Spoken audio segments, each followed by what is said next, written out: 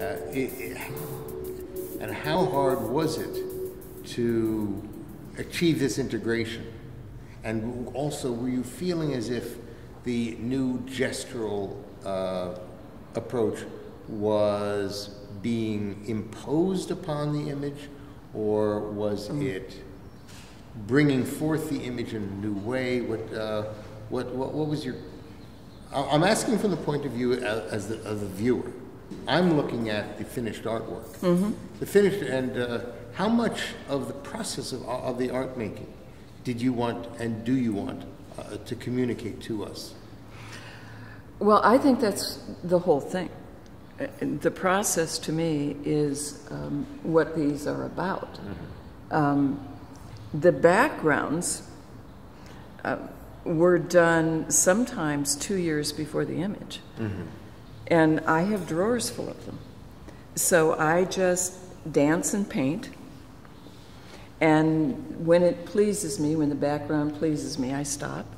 There are life drawings underneath many of these. I would take underneath? Them, yeah, Actually underneath, yeah.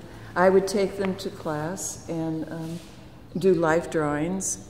People would like them, and I'd go, too bad. And they would get covered up with more gesso. Mm-hmm.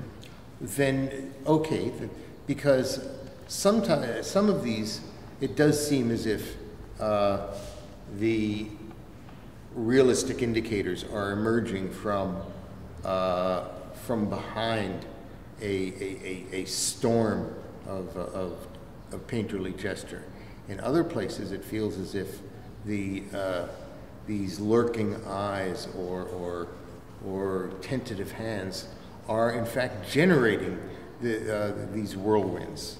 There's this. I think this is the real strength of this body of work.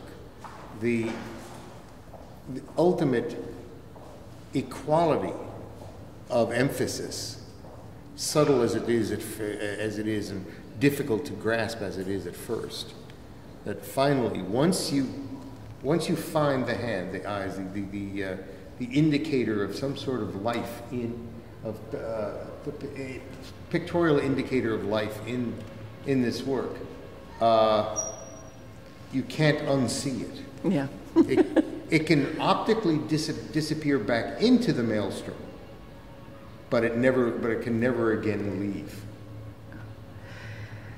The process behind them, there's actually much less realistic painting on them than most people suspect, mainly because the process is so convoluted as far as layer upon layer upon layer. Many of them have 6, 7, 8 layers. And I hang them up for days at a time trying to see something inside them. Mm-hmm. And when I finally see it, it's much like you described. Then you can't unsee it.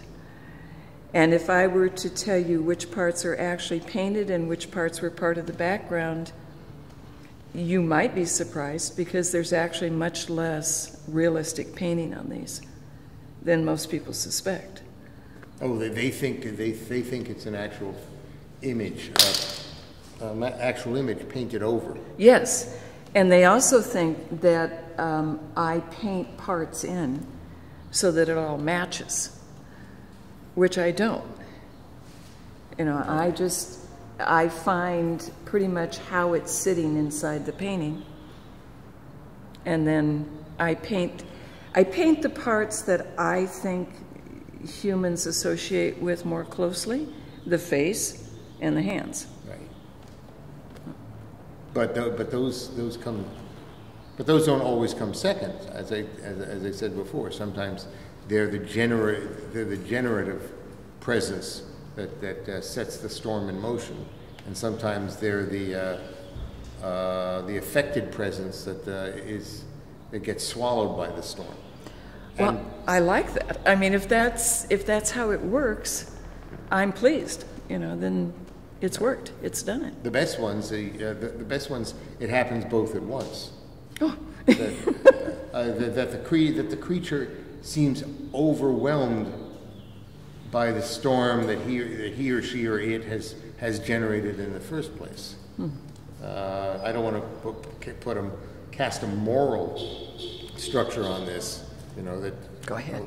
We're responsible for our own cyclones, but and that would be especially unfair in the ones that where the eyes or the evident images are of animals as opposed to humans, since animals are not involved in free will.